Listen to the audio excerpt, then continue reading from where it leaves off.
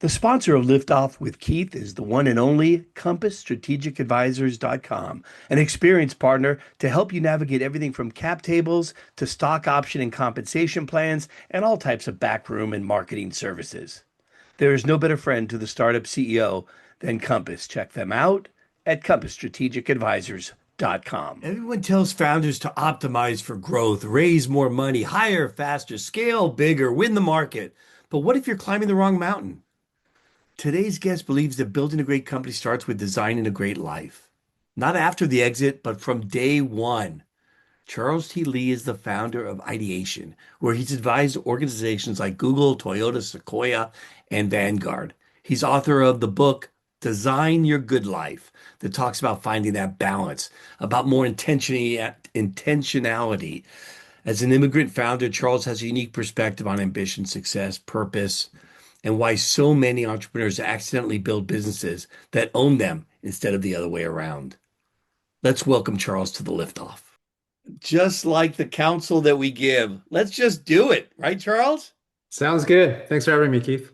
You bet, man. So look, AI is making it possible for one founder to build what used to be like 50 people. And as everyone wants to go faster, how should founders think differently about Mhm. building their company? What actually becomes the competitive advantage when everyone has, access to these same AI tools also? Yeah, I think the way to look at possibly AI is that like you just said, it's a tool. It's a means of like getting a lot of tasks off your, off your table and automating different processes. So I think that's all good. But I think a friendly reminder to founders would be, hey, don't forget that companies are built by people. And it's really important that as much as you are developing the technology around your business, that sometimes founders kind of lose sight of the fact that your team members and those who are part of the early core team that make up a startup company, or maybe you're in the growth stage, are Yeah. people that you have to figure out time, create time to invest in. And that's as important as the tech that you surround them with. How do you manage to that? So how do Yeah. you, because the culture, where we both live in California and up the northern part and the southern part represented equally here. How do we manage to that, given the focus is always on go, go, go, grow, grow, grow, develop, develop? Yeah, I think one just kind of a life perspective that I've kind of learned from my mentors is really at the end of the day, you're not answering to anyone else. You have to answer to yourself, to your own sense of purpose and values. And I think it's really important that you don't forget that people on your team all have various senses of what they really deeply value, what they're about, the things that they desire for their life. And I think it's taking, it seems like counterintuitive, but slowing down a little bit, even as a busy founder, to think about people, I think can pay long-term dividends. It's sort of Yeah. like companies who allocate time and resources to work on their innovation. It seems like contrary to efficiency and maximizing time or optimizing their process to be innovative, but studies have shown that companies who can allocate, sort of like the early days of Google, right? Yeah. Allocate time for innovation, even for innovation around their own personal interest, actually pays, dividends over time because it starts to spark new ideas. Because when you're in the grind and you're constantly thinking about what's right in front of you, not only do you lose sight of sometimes the bigger picture, but you can't see some of the opportunities that are in front of you because you're too close to the action. And I think that requires us to take a step back because innovation is often the result of two or more seemingly unrelated ideas or relationships that suddenly intersect and that Yeah. aha moment comes. And if you don't allow for that because you're so busy, you're actually working against potentially the growth of your business. Right. It's a little counterintuitive, right? Slow down to speed up kind of a Yeah, thinking. yeah, How do you blend that into that hard charging mindset though? What are some steps yeah. that you can recommend? Yeah, I found that most founders that I've worked with, whether, back in, every so often I can angel invest or we work with sometimes VCs and as well as large brands, is Yeah. like healthy executives know how to make time or create space to think or reflect or not it may just be time not to do anything. So if you live near, say, the mountains or the ocean, going to a place that's much bigger than yourself physically actually Mm. helps the brain just kind of detox from everything that's happening and it starts to expand. So you don't have to use those moments as a strategic walk for 10 minutes or anything like that. I mean, there's plenty of productivity hacks like that, but I think just getting used to going somewhere that's bigger than your own life and then taking time to exhale a little bit. So it might be, you wake up a little bit earlier to go take that walk. Or maybe Yeah. after dinner, instead of jumping back on your computer, going somewhere for an hour, go for a bike ride, go to a local park. Those kinds of little mini actions actually create the mental space we need to be sharper in our focus. It impacts our health, which impacts our thinking, mental capacities, and such. As you work with companies, large and small, Charles, what kind of advice do you tell them to schedule that or Yeah. manage it once a week, like put it in your Yeah. calendar, it doesn't happen unless you do that? How do you Yeah. how do you organize around it? Yeah, it varies, but Yeah. people eventually, when they see the benefits of behavior like that, or habits, I should say, like that, Mm, they tend to just schedule it in, and it becomes kind of sacred, and non-negotiable time unless there's an emergency. And I actually write about this in my first book. It's called Good Idea Now What, and it was really just making sure that you understand your own sense of biorhythms. Like for some people. For them, they want to get going right in the morning.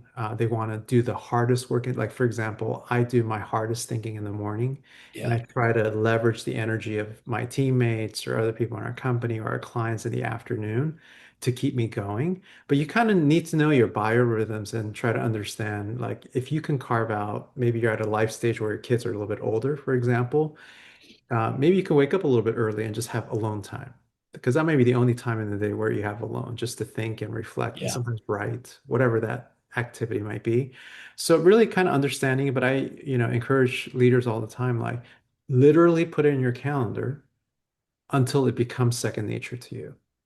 Start it off that way. Artificially create constraints for you to practice that, and then eventually over time it becomes sort of like second nature and just becomes part of your rhythm of life. Yeah, and really that could hold true for any employee, right? Absolutely. Yeah. Yeah. I think giving people space to really understand this is where going back to the, point about focusing on people Yeah. is really understanding how your various teammates, even if it's a small company, like understanding how their biorhythms work could be highly Yeah. effective on when you schedule the meeting, how you schedule the meeting, what you communicate, what kind of pre-work do you want to do for a meeting or post-work. So all of those kinds of things play a part in the way that you run a business. Beautiful. Beautiful. So what do you think of when you hear phrases like work harder, follow your passion, grow at all costs? When you hear people say that as part of their counsel, Yeah, I think there's do you probably bristle a not. little bit? Yeah, there's probably nuggets of truth. I mean, there could be seasons where you're going to be extremely busy if you're building a business, for example, Yeah. right? You've seen that, Keith, probably time and time again. But that can't be a lifelong rule because no human being is built to run at that pace for that long. Yeah. And inevitably, your body will eventually tell you. I think I've read recently from a friend, he was posting something online and he said, look, if you feel overwhelmed, it's probably your body telling you that it's something's off. Yeah. That emotion that you didn't seek to create, but your body is telling you, look, you're feeling overwhelmed and your body is sensing that something is off and imbalance. And so I think learning to listen to that, I can't tell you how many founders I've met, and I've been guilty of this myself in my Yeah. early years Oh of yeah. like having, high blood pressure as a 30-year-old, you know? It's That's not normal, no. but it's becoming normal, and I think because hustle is seen like a ba badge of honor, I think it's less about hustle and be more smart about how you're managing your energy, your focus, your physical body. All of those kinds of things all lead into, I think, impactful work. You bring up a lot of good points, and you also mentioned the idea of feeling that return on your reprogramming of sorts. Mm, How do you point to that? How do you yeah, say, look how much this has gained by you doing this? It feels like yeah. if I knew that, it might be more, it might give me more confidence to do it more, tell more people. I Yeah. don't know. I'm Yeah, sure you can I've imagine. seen all kinds of models around this. Actually, Yeah. that's a really interesting question, and I have done some Yeah. reading and research around this. I mean, some people will literally, I know some researchers that have found people that will score, kind of like map out their day and sh write down like a numerical scale between 1 to 5, for example, on like from 8 to 9, how productive or how did they emotionally feel. So they will create Right. different categories and literally score it out. And over a period of time, they will start to see some patterns. So someone could be like that analytical. That could be one way. For others of us, I think, just being able to, I think we all get an inner sense of feeling, and people around us can tell. Like, as much as we want to hide, and try to come off really courageous and adventurous and innovative. I think if you have a circle of people, whether they're a mentor or a peer, a confidant, Yeah. periodically sitting down with them and asking them, look, what sense do you get when you talk to me? Do you get a sense that, oh, I don't want to talk to Charles because he just sounds so busy, or It's yeah, interesting you you bring look that up. exhausted? That feels like such an unusual conversation, but one that should probably be held a Yeah, lot more. yeah, totally agree. I, Yeah. curious. So, as you counsel in these areas, do you encourage that? Does that happen? Is you getting Yeah. good feedback? I believe that, that creativity part you mentioned. Hey, you need some time. You need some free space to come up with your best ideas. You can't be in between 17 calls in a day. Yeah. You're not going to think. So, it sounds so intuitively on point, but hard to, Yeah. manage and measure. Yeah, I think that's where, like, you want to measure some things quantitatively when possible, but you Yeah. also want to measure things qualitatively. Like when Yeah. people like maybe intro you, Keith, are they saying, man, Keith is one of the busiest guys I know, or he is so No, they don't say that successful. about me, Yeah. Charles. Whatever the case may be. And you start listening to see how Yeah. people are perceiving who you are. Do you want them to be able to say, man, that guy lives a really good life. He actually has great relationship with people he loves. I feel like when I talk to him or her, that I feel like I'm the only person in the room. Like when people Right. start talking like that, you can sense like, okay, you're kind of on your game or being aligned to things you love, things you value, things you care about. And so you could start, but I think it takes like the willingness to also become vulnerable and ask some really good people in your life to say, hey, periodically, could I check in with you? Because this is an area of life that I'm really mindful of. I want to grow my company, but I also want to be a great person. I want to be I love humble. that. Almost like reverse engineering your, how you want to be perceived and getting a check on that. Yeah, absolutely. I love it. Um, I have a AI company that I do some work with, Mm, and they have an interesting tagline in that they use AI to bring the human part of your life back. that's cool. How do they do that? Yeah. So what they're saying is basically, transfer a lot of the stuff that's taking your time and not the Yeah, best of you, yeah. have it offload it and Hmm. focus on the things that are really the priorities that need your brain power and your personal Yeah. attention. Yeah. Yeah, I think that's great. I think that's where technology can be incredibly helpful, where it can take some of the day-to-day tasks away. Like probably you as well. I've worked with so many leaders over the years. I said, like, if I had more time, I would invest in my people. I invest in myself. I'm like, you finally have technology that can create space for you to do Yeah, things like that. And this is your moment. But the question is, what are you going to do when you get that time? So right. I think we're in a really, really great spot or an inflection point in the way that we lead companies, because now we're leading, as you know, not only people, we may be leading AI agents or robots, depending on the industry you're in. But it is an opportunity where, I don't want to offload everything to AI. Like I still want to develop my critical thinking skills. Like, we've seen our company has done research around like, you know, pre-chat, when you would sit down and brainstorm ideas, you would often end up with like maybe 8 to 12 like more unique ideas. But now with AI, you may have more sheer number of ideas, Yeah. but the unique ones may be down to, they say some research shows 3 to 5 new ideas.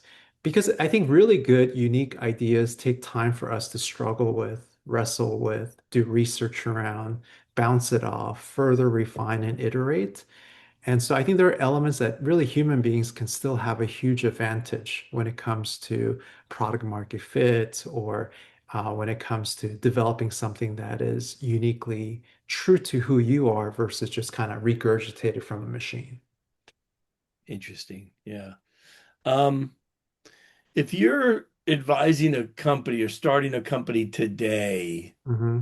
um, what's your playbook look like in terms of building this into your your playbook? Yeah, I think that's a great question. I think companies who are starting have to make some decisions nowadays about what is the role of like human beings on my team versus machines, and setting a little bit of the course of the things you truly value as a founder when it Yeah. comes to building a business. Yeah. I think your business approach can go multiple directions, but what I encourage founders right now is don't forget people in the midst of what you're building.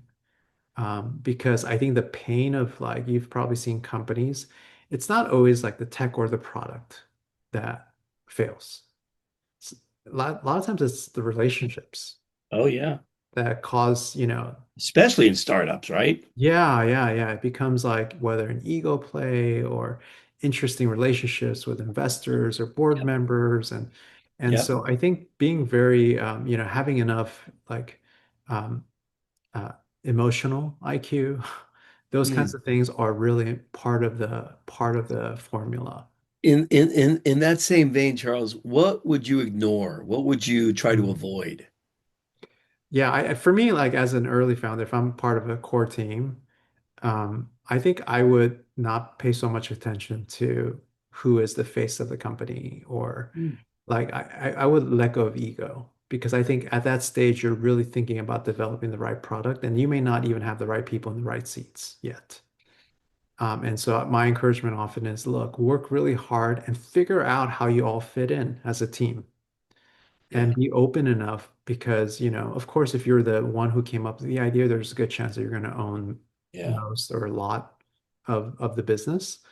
But I think the attitude of, look, the idea we start with is rarely the idea we end up with, right? The business, True. sorry, Oh, yeah. that's just a reality. And you won't even know which questions to ask unless you start, right?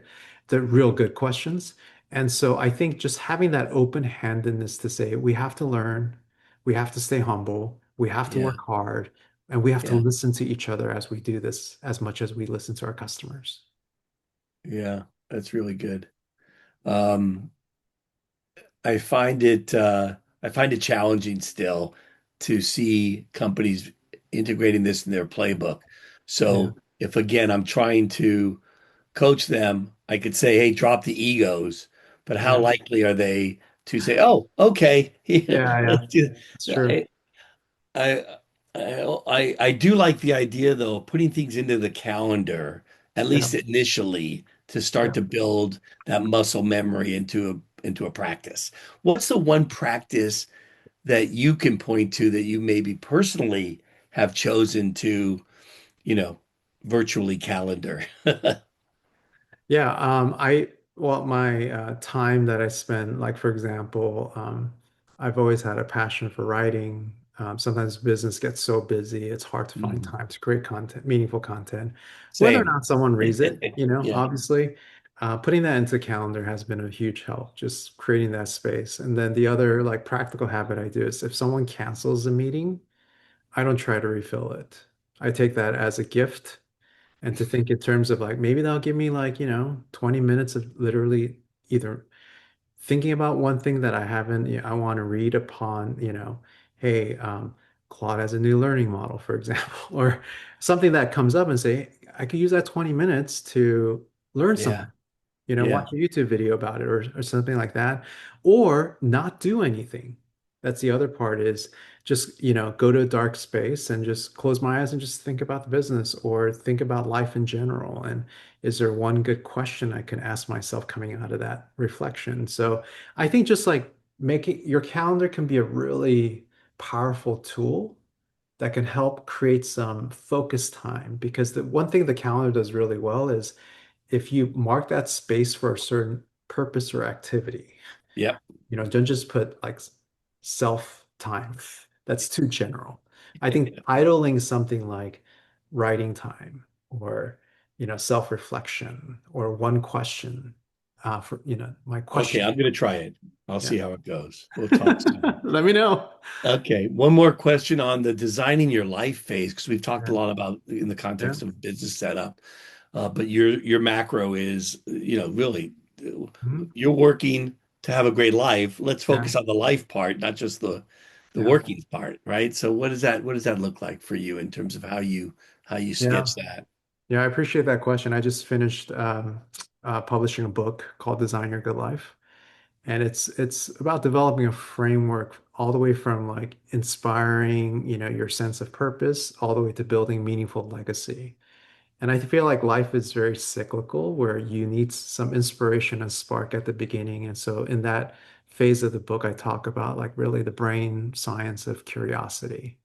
And as we get older, it's easier to become more professional and more, we've had enough victories where we're like, hey, that works. And it's tempting just to stay in that mode. So Yeah, really dive into curiosity. And the second phase of the book it's called Actualize. And it's all around how do you move from having just the proof of concept, but creating proof of value behind what you believe in, whether personal or professional and really diving into creating value proposition behind your ideas and the things you bring to the table. So when you show up, you can actually show up with confidence, knowing that if I'm in this meeting, I know what I'm bringing to the table and what this person needs.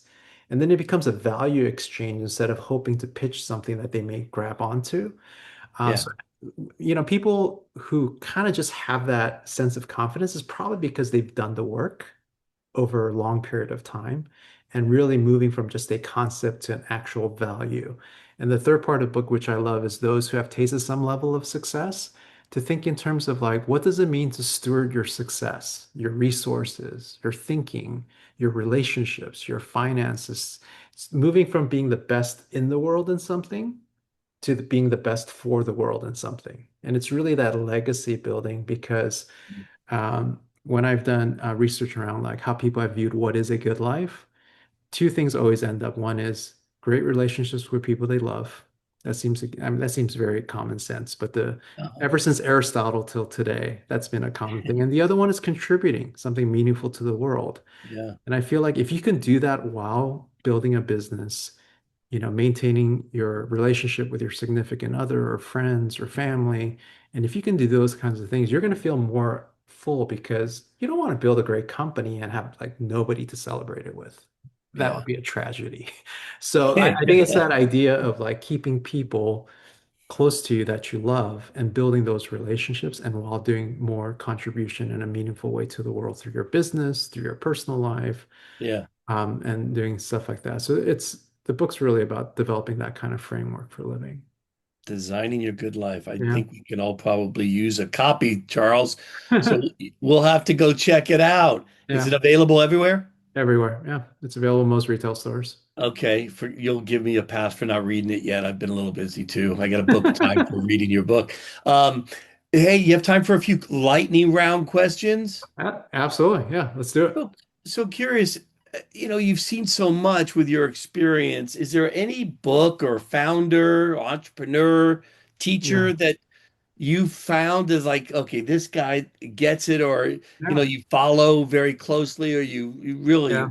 really one or two?